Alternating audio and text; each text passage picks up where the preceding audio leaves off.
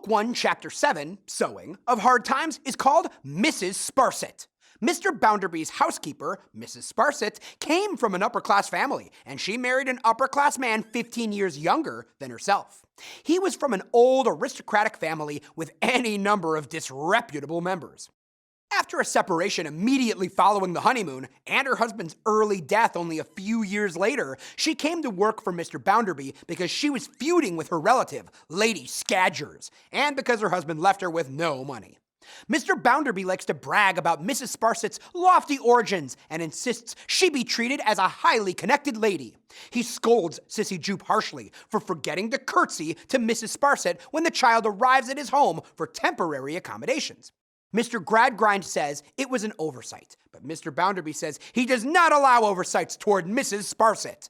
Mr. Gradgrind interviews Sissy about her reading habits and is disappointed to learn of her reading fairy tales with her father. Mr. Bounderby restates his disapproval of Sissy and his belief that nothing good will come of her presence in the Gradgrind home. Often, Mr. Bounderby's meaning is the opposite of what he says. Mr. Bounderby's reverence for Mrs. Sparsit's status as a lady of high status is not the high praise it appears to be. In truth, Mr. Bounderby enjoys reminding people of Mrs. Sparsit's lofty origins because her current status as his housekeeper shows how far she has come down in the world, and at the same time builds his own status to have a high-born lady as his employee.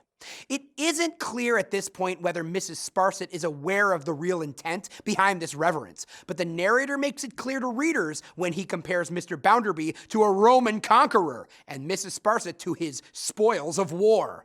Mr. Bounderby's exaggerated deference to Mrs. Sparsit as he scolds Sissy reveals his tendency to use false humility to berate and bully those beneath him as well as those who outrank him. Mr. Gradgrind's disappointment in Sissy Jupe's reading experience shows his rejection of all that is fanciful and imaginative. He does not focus on her revelations of reading with her father, namely that she's a proficient reader. Instead, he focuses on the content of this reading, which he regards as useless because fairy tales are removed from fact.